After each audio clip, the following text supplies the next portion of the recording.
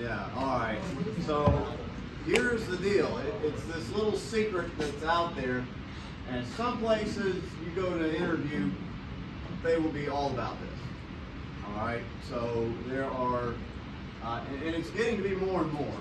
Okay. Since ISO 9000 kind of took off, it has kind of made people adopt some kind of a GD&T approach, one way or another. I mean, I don't know. I don't know how to talk about it and get you to take it seriously. But let me just make sure that you understand that understanding what GD&T is and how at least kind of how it works might be the difference between you getting a job and not getting. Okay. I hear it a lot on our industrial advisory committee meetings.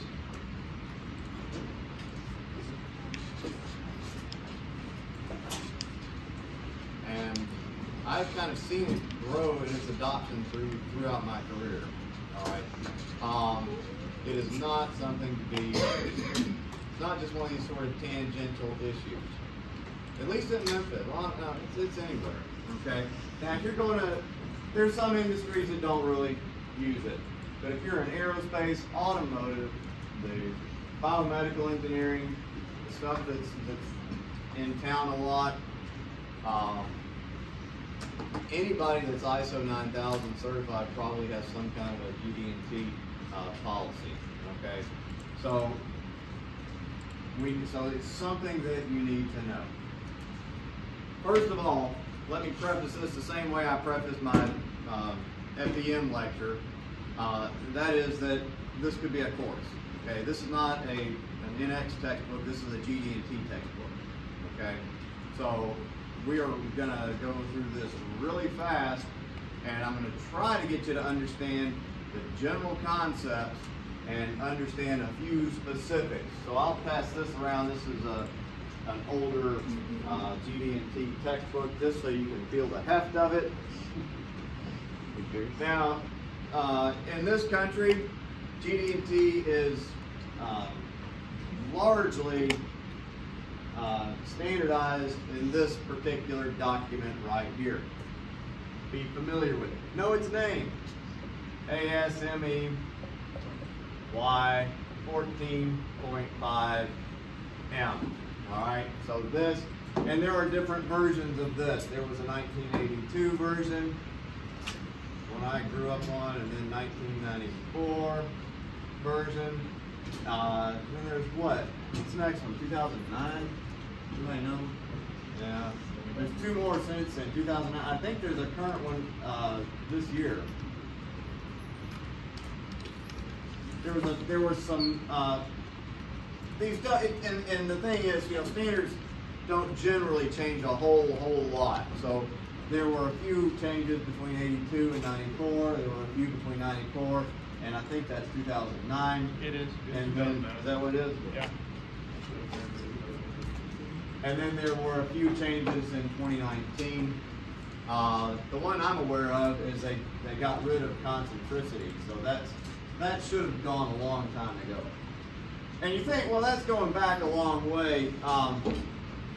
Boeing still uses a 1982 standard. So I was at some CMM training with some Boeing people, I don't know, 3 years ago, and they're on 1982 because their product, you know, changes so slowly. You've got prints of planes that were drawn before, you know, way back in the 80s that are still flying.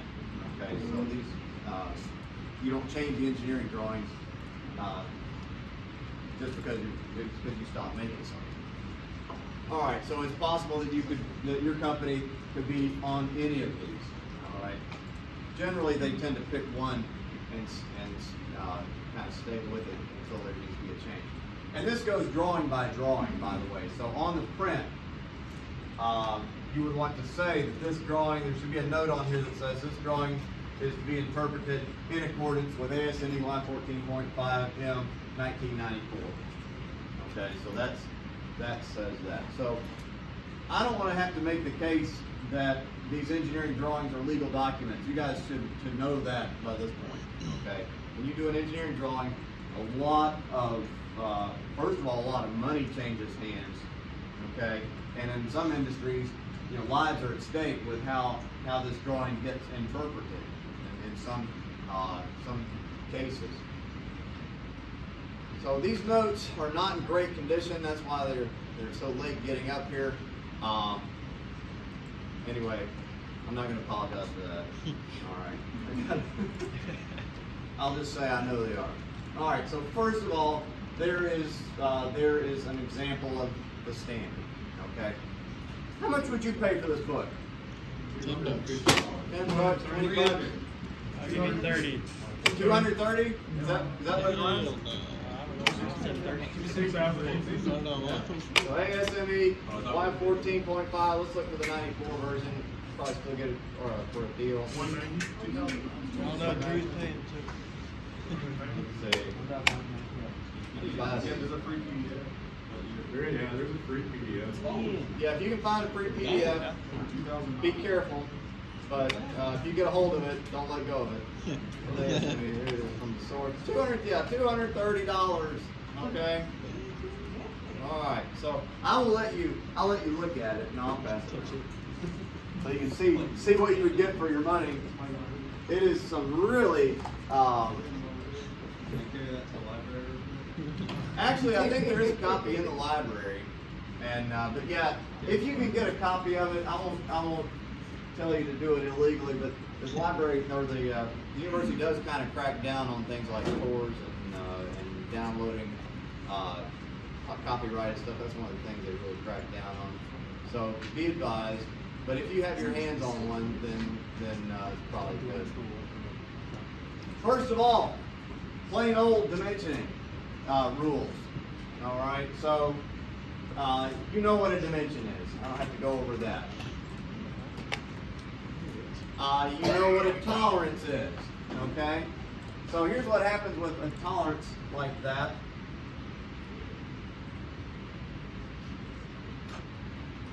You've got this dimension, 2.400 or 2.400 plus or minus 5 thou. Okay. So what that means is that block can grow and shrink by this amount. Okay? Which seems logical. What it doesn't address is how that block behaves within that tolerance zone. You know what I'm saying? What I'm saying is it could be that this part now looks like that. Let's say this is our little 5 thou tolerance zone blown up. Okay? It could look like that. Or it could look like this. None of that's out of tolerance. Okay? So anyway, this tolerance, and we've talked about, I don't have to go over again because we're running out of time. But you know the difference between allowance, didn't we go over this? Tolerance. Yeah, clearance and interference. Okay, these two are types of allowance, and you understand the difference between allowance and tolerance. They are related concepts. If you've got a very small allowance, you've got to have a tight tolerance. Okay, but tolerance is how much is an acceptable deviation. So what we've said when we put this on the print is it's acceptable for this part to deviate by that amount. All right, let's see. Full screen. I'll be right there. There we go. All right, let's see. So there are some fundamental rules of this, okay? And I'm going to hit these really fast because these are really Tech 1521 concepts. All dimensions should have a tolerance. Okay, if you have a dimension on a print, it needs to have a tolerance or else the print doesn't make any sense. You see, there's no such thing as this part being exactly 2.4 inches exact, okay? say it like that or something. There's no way that this can exist. This is just like saying that you need something to be pi in diameter. It doesn't happen. Probability of making a part with this dimension is 0. So it has to have a tolerance. There are some exceptions, but only these 3. Reference dimension. You guys know what reference dimensions are, right? They're the ones that wind up in parentheses. So maybe you have this overall dimension, you have this dimension, and you want somebody to know about this dimension. But if you put a dimension there, then you've double dimensioned this thing, and it's no longer a valid print. But you want them to know it, so you put it in parentheses. A reference dimension does not have to have a comma. Number 2, commercial stock sizes. Okay, like if you were asking for a 2x4. Okay, kiln dried 2x4 doesn't have to have a tolerance on it. Things like 1-inch bar stock. Now you probably will have called it out. Like if it's aluminum bar, you would have probably asked for ASTM B, what is it, 221? The standard for aluminum extrusions like this. And it will have a tolerance on it already, so that has been captured. Also, if you have a dimension that's a min or a max, it doesn't require tolerance. Okay? So if you have a feature on here, there's 0.5 max, then that feature could go away entirely, and it would be okay. All right. So you'll see that on things like where you have maybe a place where you've left some room for somebody to do a little relief for grinding. We'll talk about that a little bit more, maybe in tool design. But it might be that this is an optional feature, and there's a max or a min associated with it. All right, you already know this from 1521, that the dimensioning must be complete. You shouldn't have to call somebody on the phone and ask them what a dimension is. You should not have to scale the part, okay? That should be done with dimensions. The dimensions are there to control the functioning of the part, how the part functions and how it fits together with other parts. Also, it should be subject to more than one interpretation. I'm going to go faster through these.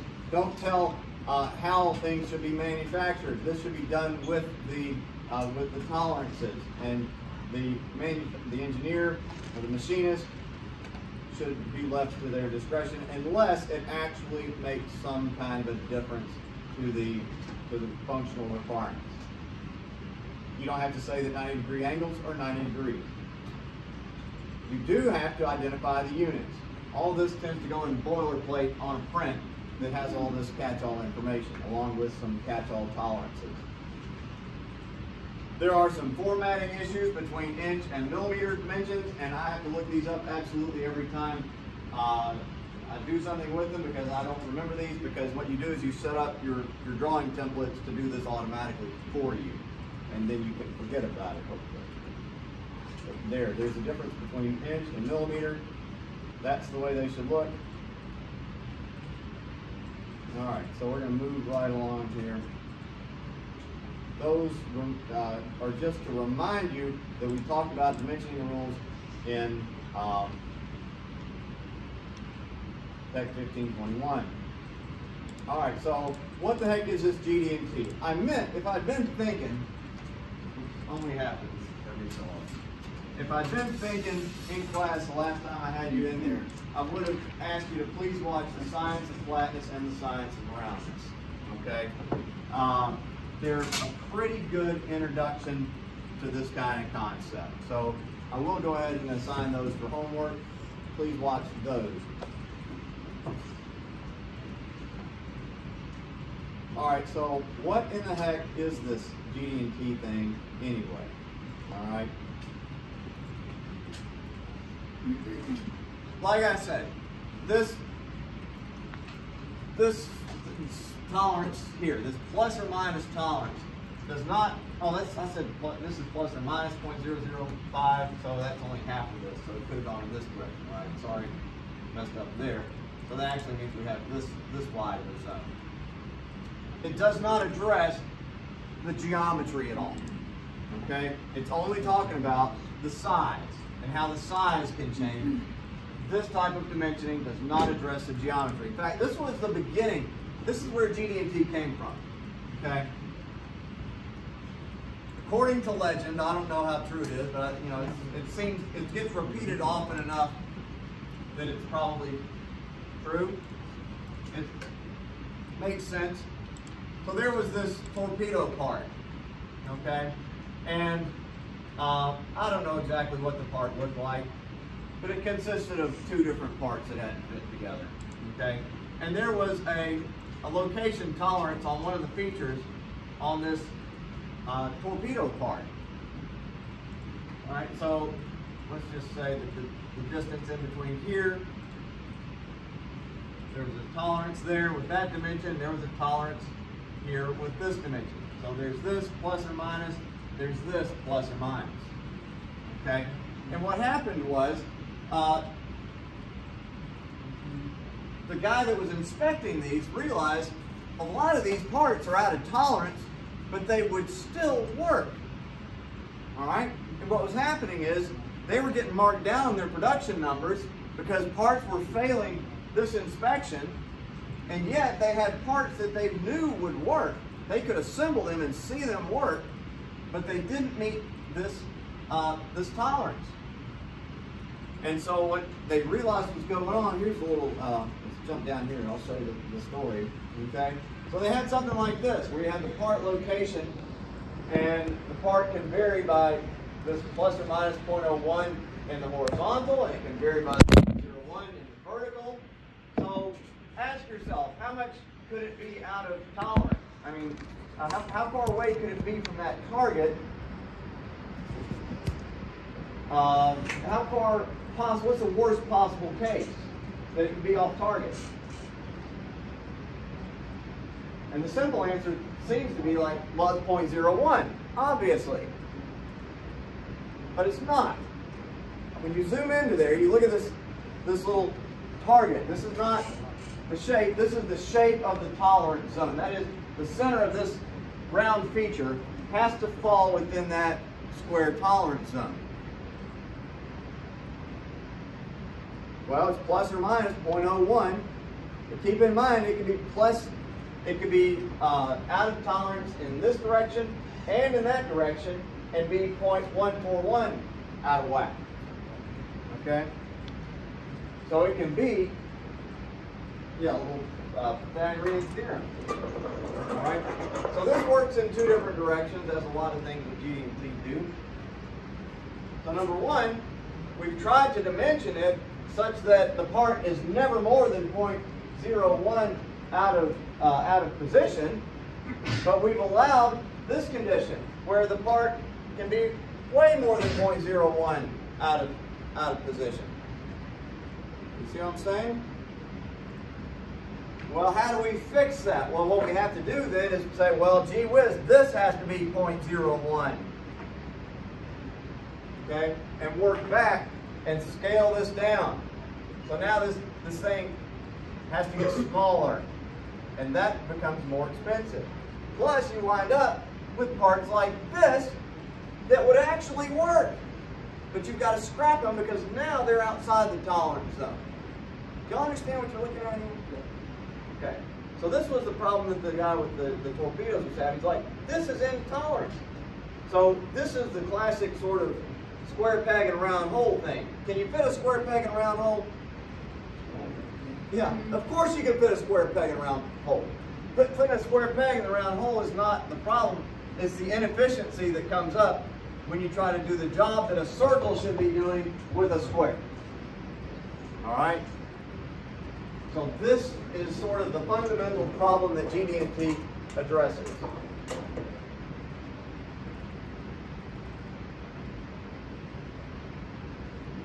Well, let's see. I don't remember what that is. All right, so here is an example, and don't make this example walk on all fours. it is just sort of a talking point. Okay, it's not a treatise on how to dimension tables. Okay, so here's the problem we have with this particular product. It's a table, and it needs to be 15 inches tall, plus or minus 0.5. You see, a table, if it's a little high or a little low, it's not going to make a big difference. Okay, just say it's a, it's an ornamental size table, half an inch. You know, the person that's designing this that's kind of a short table, but the person that's designing this table is trying to be generous to manufacturing and say, look, we don't mind a little bit of variation in the height of the table. We're cool with that. And of course, manufacturing, being the smart Alex they are, will send a table that looks like this. Okay? They'll just, more out of spite than anything. Okay? So,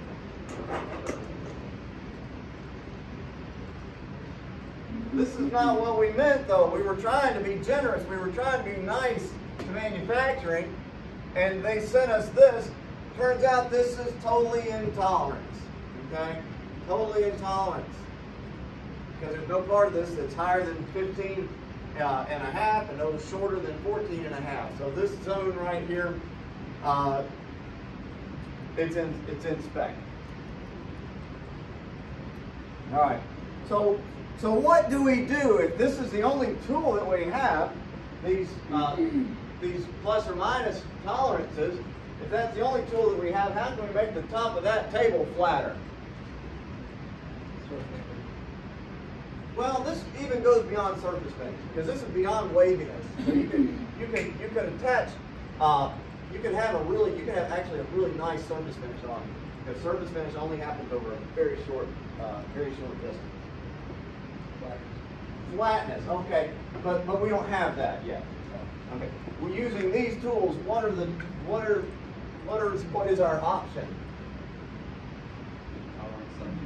Yeah, we gotta get more restrictive on this thing. That's plus or minus 0.005, say, something like that. All right. So now our table has to be within the width of a piece of paper. All right. That's not gonna work either. Okay.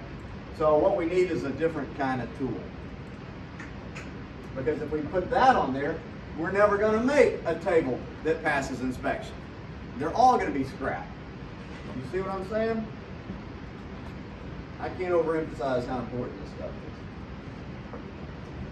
All right, let's see here. So there's our solution. We will use this thing, which is this is a geometric, well, this is what's called a feature control frame. And what you see there is GD&T in action. Okay? It is saying that the flatness of that table has to be within 0.2, and that number is not plus or minus. What that number is plus or minus, it's 0.2 total indicator reading, or sometimes you'll see total indicator movement. Y'all know what an indicator is? Let me just show you a dial test indicator, because that might help. You'll use these a bunch in Tech 4571, or at least you'll use them some. Give me some good images there. Oh, I didn't need to go there. Anyway, how do this? There, that's a dial test indicator. Okay? So you might think, well, yeah, we use those in Tech 1521 when we put the, when we were machining, we put that magnetic base on there, and it told us how far we'd move the table. No, that thing had a travel, that's called a drop type dial indicator. And it has a travel, the ones y'all use, of an inch, and a resolution of 1 thou on it. This one has a resolution of a 1/2 thou, and it only goes around to 15 thou. Okay, that number right there is 0.015. So these are designed to take very small, find very small variations in a surface or a contour. You can use them to do things like compare the height of a block to a gauge block. You put a gauge block down, put a block that you think is pretty close to the same height, at least within 10 to 15 thou, and you can compare the two. What were you gonna ask a question, Sid? I want to ask you, so the table was 15 plus or minus a half inch. So you want to take the tolerance of that, of those that say it's 14 and a half, or you want to take the tolerance out of those that make it. Yeah, so with our table, what we're gonna do, with our table, what we've said is that the overall height of the table can move up and down by ½ an inch. All right? But the flatness of the table can only vary by 0.2. So the way that we would check that flatness, one way we can do it is to flip the table over, and we might have a dial indicator poking up through here. So there's our indicator, and we can run the bottom of that table, legs up in the air, across this flat surface, and see how much the top actually went up and down. All right? So that doesn't have any, and we could still wind up with a table that looked like this. You know, and obviously I'm exaggerating that a little bit, because the flatness does not control parallelism. We didn't say it needed to be parallel to this surface. If we wanted to say that, we would have said this surface A, this needs to be not flat, but we would say parallel within 0.02 with respect to what's called datum A. We'll get to that, okay? Right now we're just saying top needs to be flat within 0.2. But the height can float up and down. See how clever this is? So, if we're building a table, who do I make we know that the top is flat? Since it's a table. So remember, what you're dealing with is a legal document, okay? Let me go back. Hang on. It's worth me taking 2 minutes and going to get it because the story is so good. I'll be right back. Dang it, rubber shell. Ask a question and please. Yeah, rubber shell. Yeah, I want to say hers as well. Because I like to fold it up and fold it up. Need that part? Yeah, I think I got it fixed. I'm just afraid when y'all pull it up, it's not gonna appear or something. I don't know what it is. I just put everything on there. What else needs done?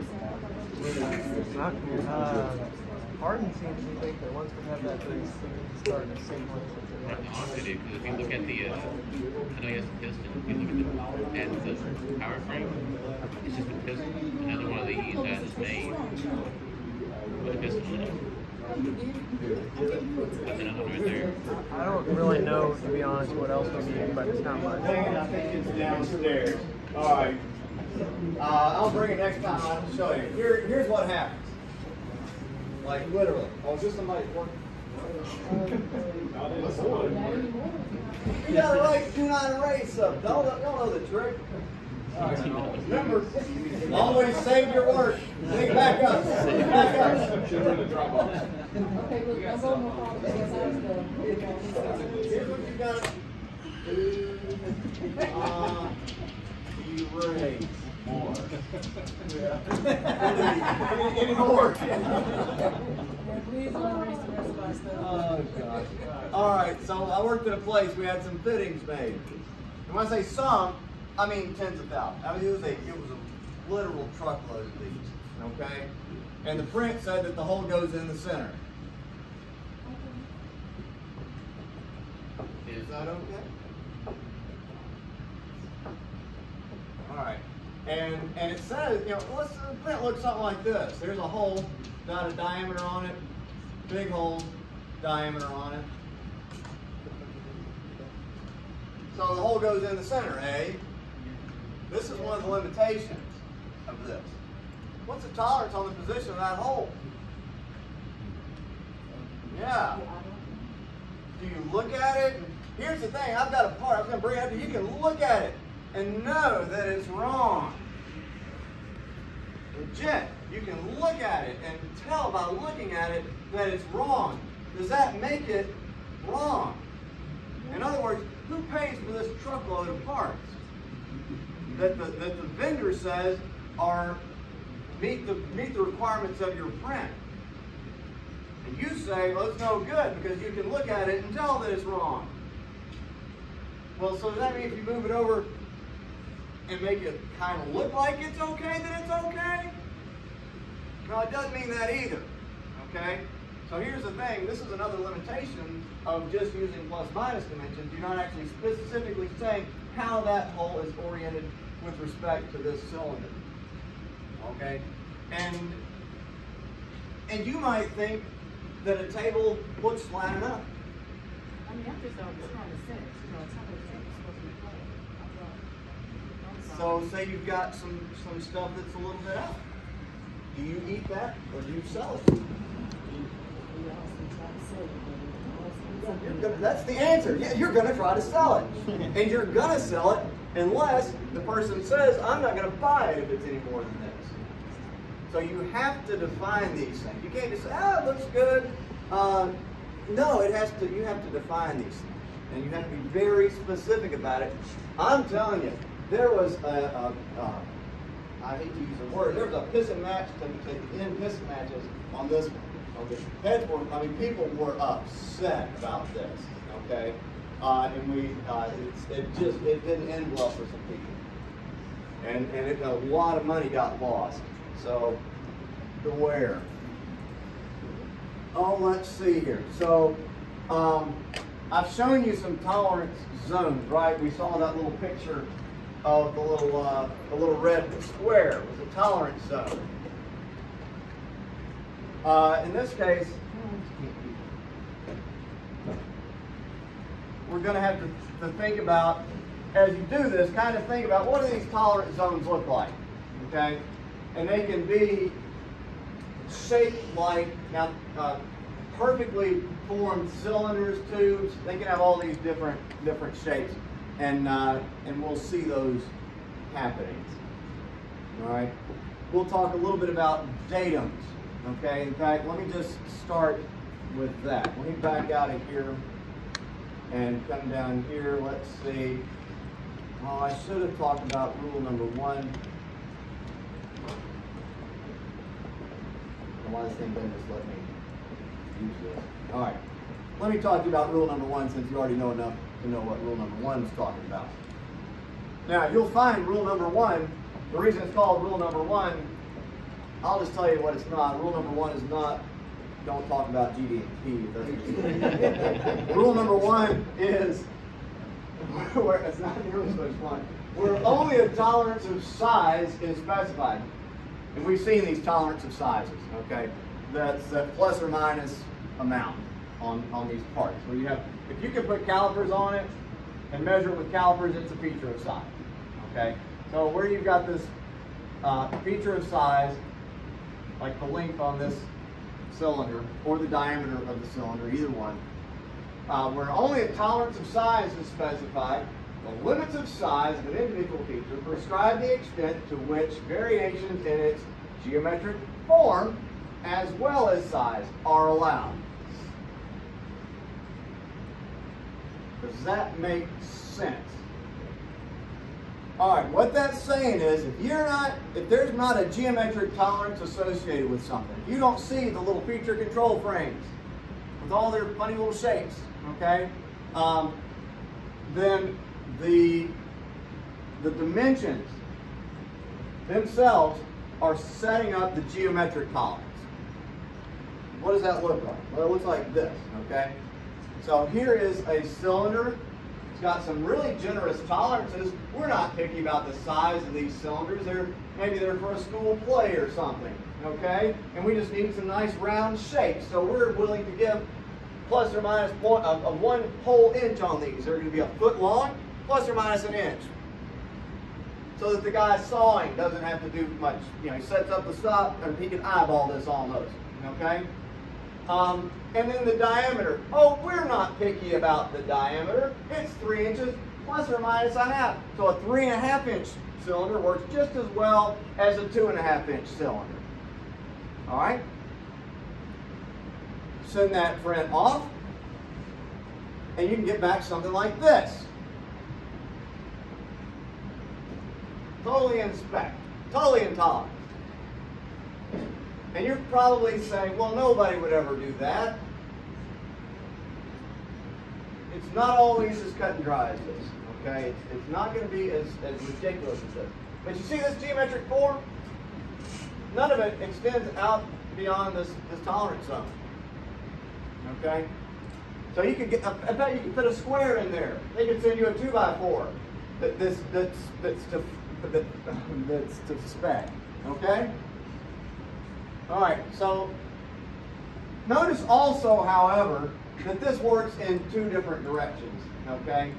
Number one is, as you shrink down that tolerance, as that tolerance gets smaller and smaller, this amount of variation starts to go away and go away and go away. You know what I'm saying? If we say instead of 0.5, 0.005, all of a sudden this looks a whole lot more like a cylinder, okay? And also, what happens is, as the part gets bigger and bigger, it starts to have to inflate and fill this tolerance zone. Or as it gets smaller and smaller, it starts to have to look more and more like that. So it does those two things.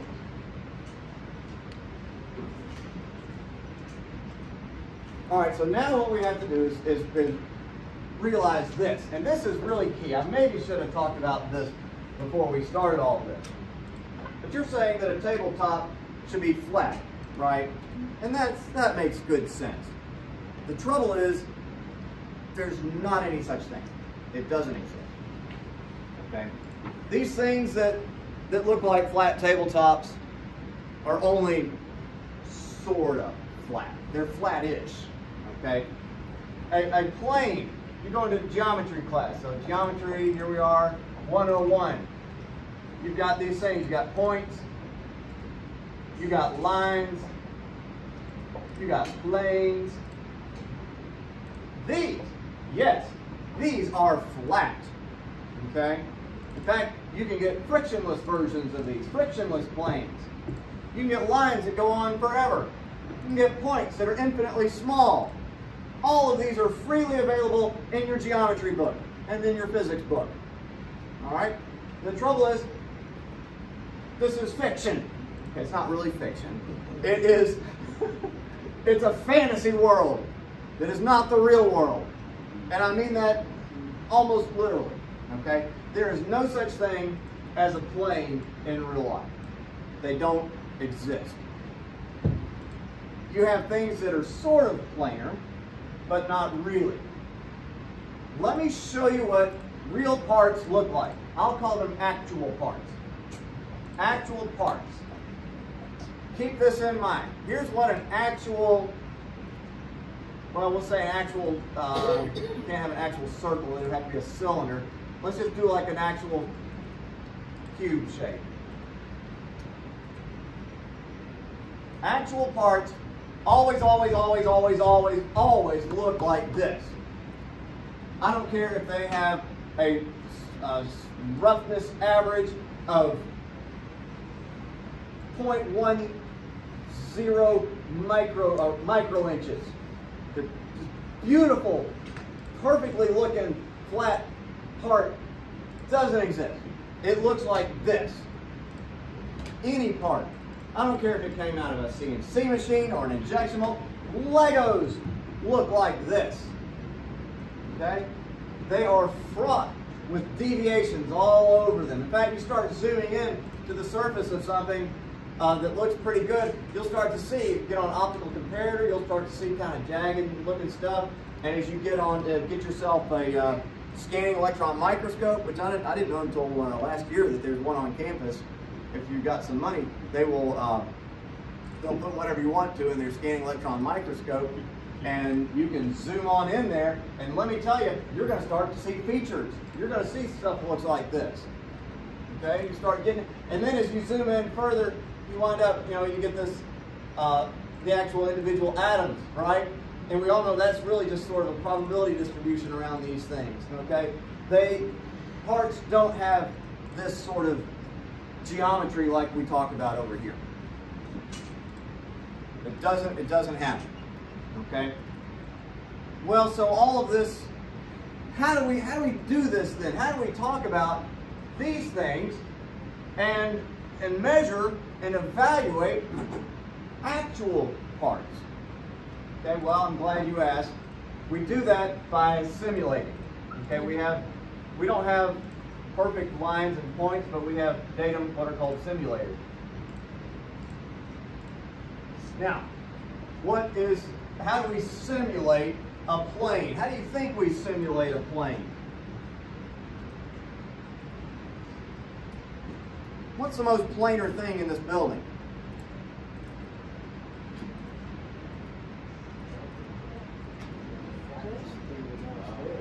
Yeah, the surface plate. Yeah, we use like a granite surface plate. Doesn't have to be granite, but that's the most common. That's the best.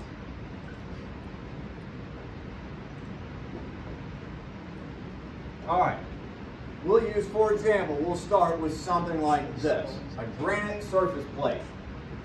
Doesn't have to be granite, I keep saying granite. Y'all know what a surface plate is? Well, I'm glad we did this. Yeah, these things, okay? Oh, that one's $4,000. All right, 48 by 36. What would the tolerance be on that? All right, so here's what, it just showed us. All right, so is this plate perfectly flat? Where did that go? Just saw that. There you go. All right, so our granite surface plates, perfect. No, I just told you, actual parts always look like this. A granite surface plate is an actual part. Here's what's special about a surface plate. Number one, that deviation, let's just draw it here. Number one is very small. I'm going to zoom in here so that this is, for that surface plate there, it's 2/10,000ths of an inch. And that surface plate fits within this across its whole surface. Okay? So it's a very small deviation, number one. And number two, it's known. Okay? Look here. This is NIST traceable. Okay? So we know that it has this flatness to itself within 2/10,000ths, and that's these are available in different grades. So if this doesn't do it for you, you can get a grade that's got another decimal place in here. It's probably multiply the price times 10 too. Okay, so if this doesn't do it, you just get the next more precise. Yeah. What application would you require to have something that flat? Pretty much any manufacturing. Okay, because what's going to happen is to have you use this thing to simulate this. All right, so the way this is going to work is we're going to say that we want, let's go back to our parallelism tolerance. Let's say that we say that this block, let's call this down under here, this will be our datum, we'll call this datum A, and up here we'll say that we need we need the top of this thing to be parallel within 0.003 inches with respect to datum A. Okay? This is our feature control frame. This is our geometric tolerance. This is the amount. This is the total indicator reading. Okay. So, first of all, this is an actual part. What does it look like? It looks like this.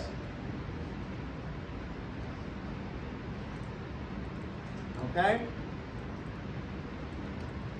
This bottom under here is not perfect.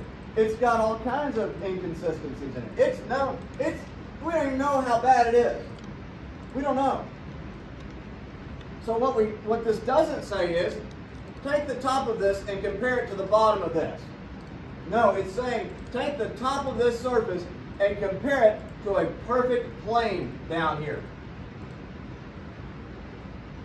What that means is, set this down on a surface plate. Take this surface and put it down on a surface plate that has a known flatness that's been verified, a very small known flatness. And then take measurements at the top of this and compare those measurements to that surface plate, not to the other side of the part. That other side of the part might look like this.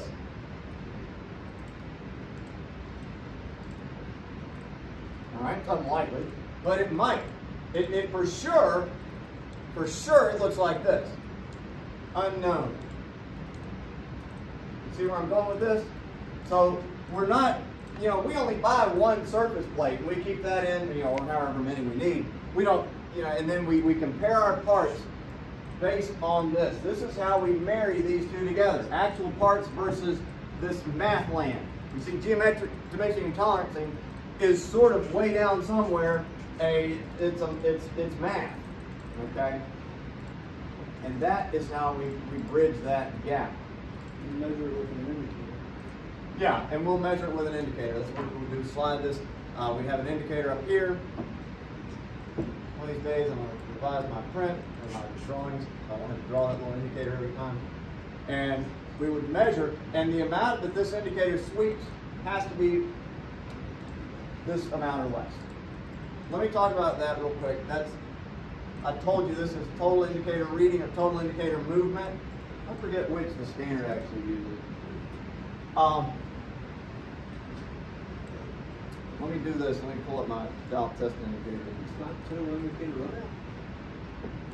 It doesn't. That R is reading. This is not run out. Yeah, run out is actually something separate. Look at this thing there. It's a new tab. There we go.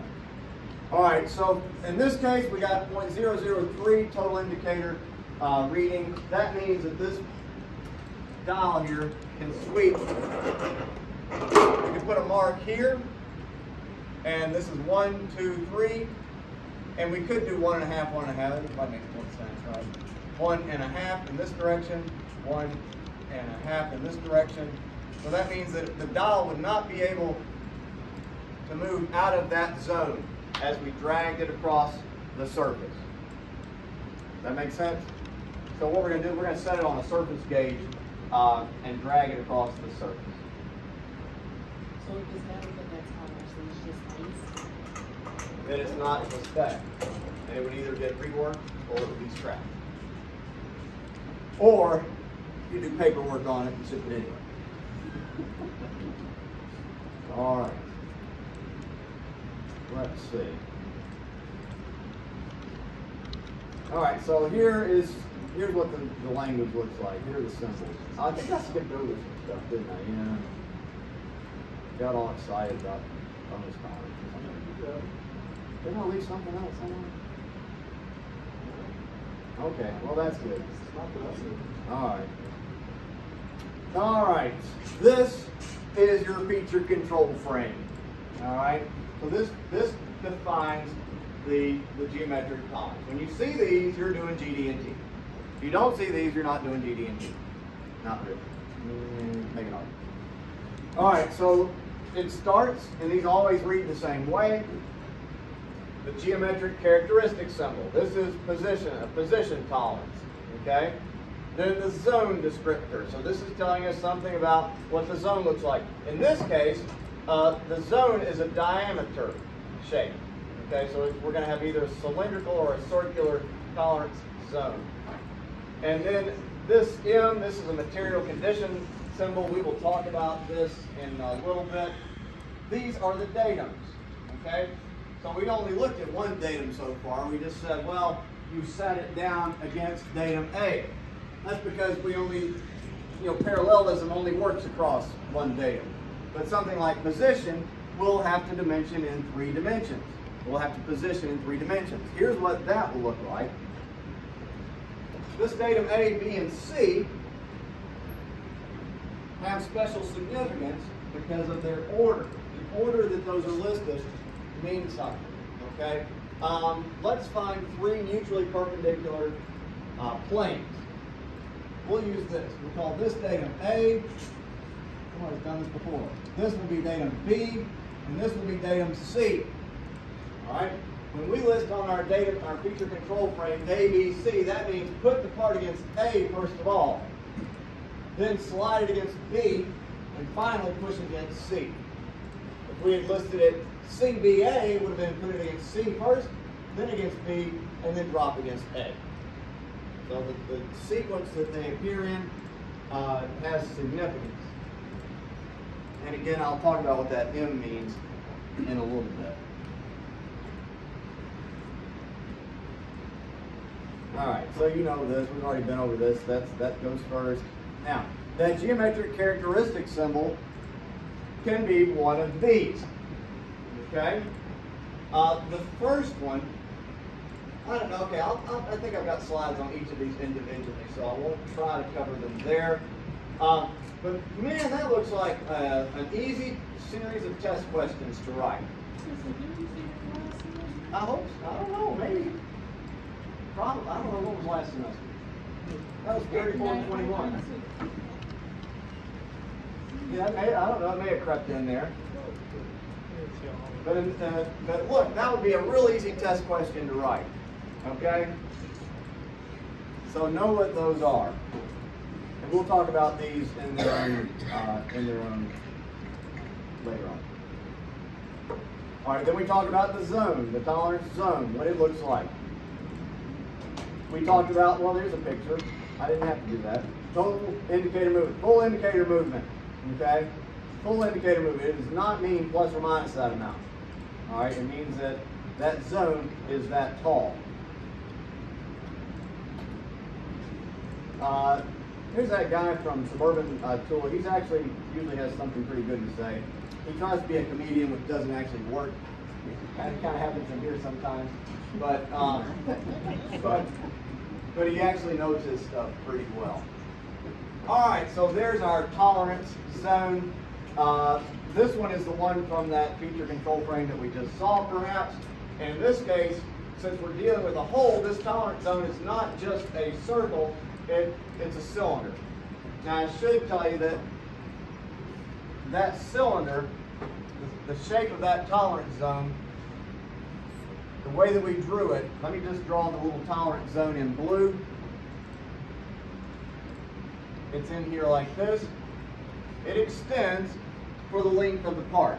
So whatever the height, this block is 2 inches tall, then that tolerance zone extends 2 inches up and down. You will have later, you'll have options to extend it out. Like you might have a part that has to attach to something else, and you need the tolerance zone to extend out. But unless you ask for that, it goes the length of the part. That's what that second part is saying.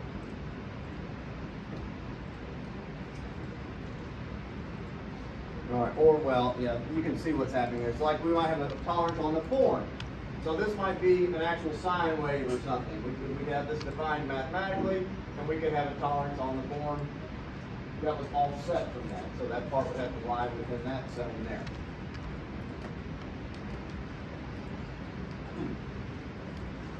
Let's see, is the time come to talk about material condition modifier? The time is actually passed, right? We get out of here at 6:25, right? All right. Let me just tell you real quick that there are two of these that are real commonly used, M and L. Think of this as most material condition, and this as least material condition. Some people get hung up and they say, oh, this is maximum material condition, and then they forget, well, maybe it's minimum material condition, but this is most and this is least. All right, that's a little easier to keep track of. And I'll talk about what that means. I'll just tell you what it means quickly, then later we'll talk about it. This means this is the part at the condition where it would weigh the most. This is the part in the condition where it would weigh the least. So remember, we might have like a circle that has a tolerance zone that looks like that. MMC would be when the hole is really small, like this. The part would weigh the most. LMC would be when the part, if the hole were to approach this outer boundary, and the part would weigh it's leased. All right, so we'll pick up there next time. Understand we